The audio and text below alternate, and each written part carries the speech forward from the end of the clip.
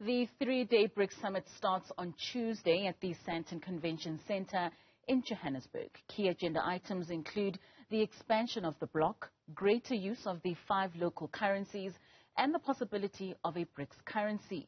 With the latter, some analysts believe that the new currency has the potential to challenge the US dollar dominance in world markets.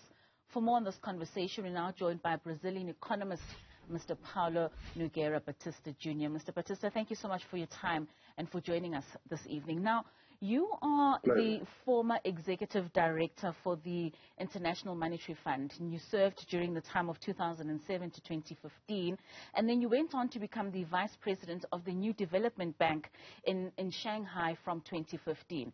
Having held both these roles, how has that shaped your way of understanding international economics?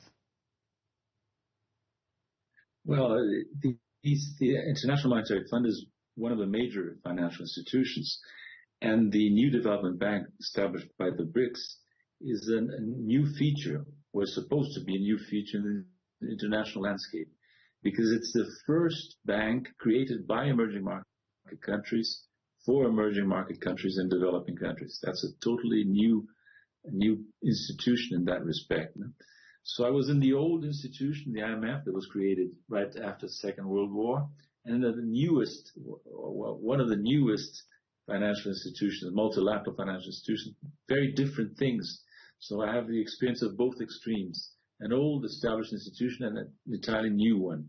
And having had that experience of both these institutions and looking back at the old institution, do you find that more countries are now becoming resistant to the conditions that the old institution is putting on countries in terms of borrowing, with now the new alternative being in the helm of things? Yeah, I agree with you, because I think there's in the global south, there's increasing dissatisfaction with the way the international system works, with the way the IMF works, with the way the World Bank works, with the way the international monetary system works. So there's the countries of the developing world are seeking alternatives, and they're looking to the BRICS, because the BRICS are among the 5 largest countries in the world, no? And it's natural that the rest of the developing world look to us to see what we offer. How is our bank working? Did we create a monetary fund?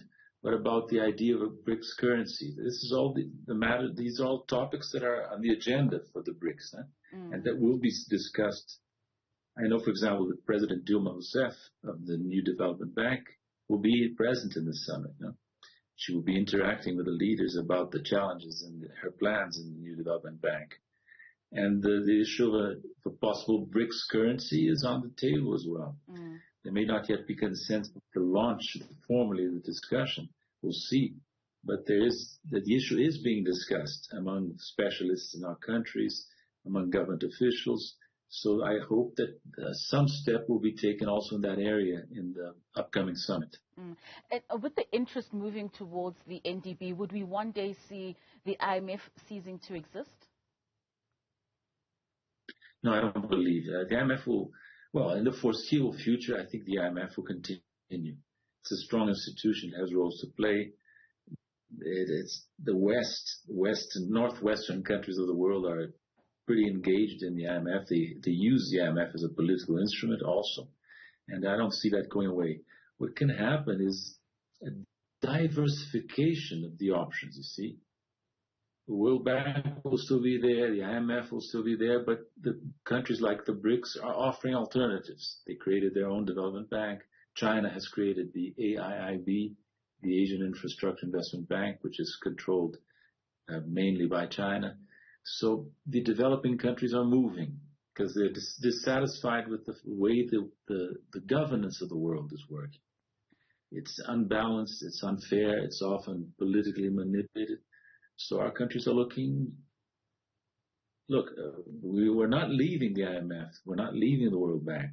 We're still members, we're still active there, but we want to open our own routes as well. And that's what we did back in 2014 when the 2 treaties were signed creating the New Development Bank and the Monetary Fund of the BRICS, the Contingent Reserve Arrangement.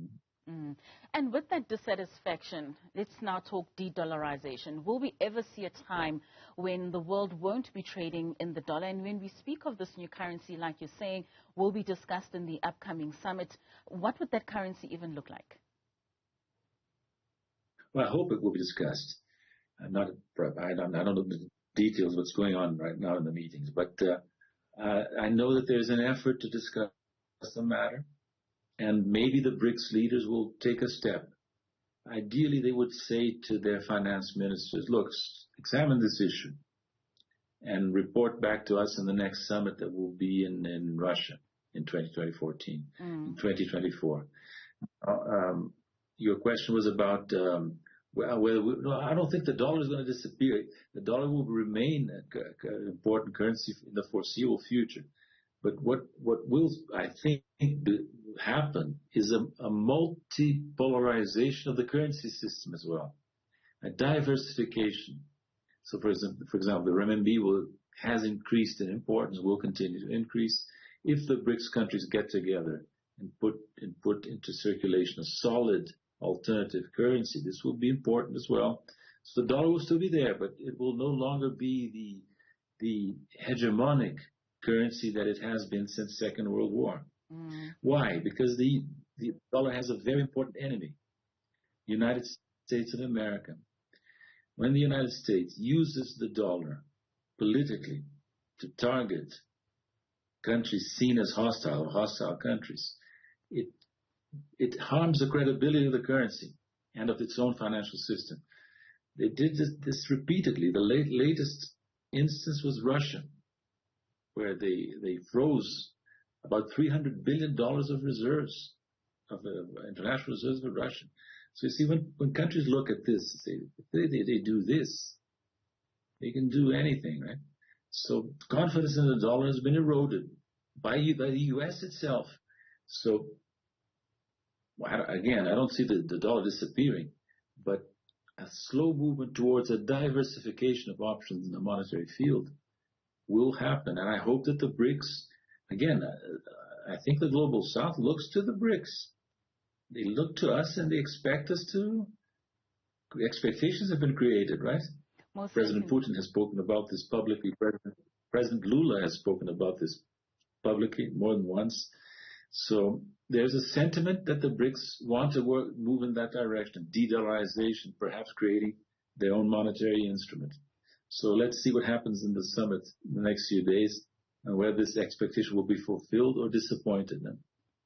And where does that new currency could possibly emanate from? All the 5 BRICS companies, their currencies beginning with the letter R? Yeah, the Russians have hit upon a very happy coincidence. The 5 currencies of our countries, the BRICS countries, begin with the letter R. So the Russians propose that the currency be called the R5.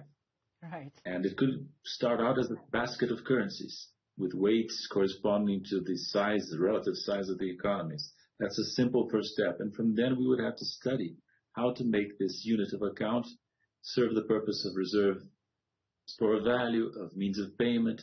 That's a long road. It's not an easy process. It's politically difficult. It's technically complex. So that's why I think that the BRICS leaders should now give a signal to start some sort of discussion, organize it.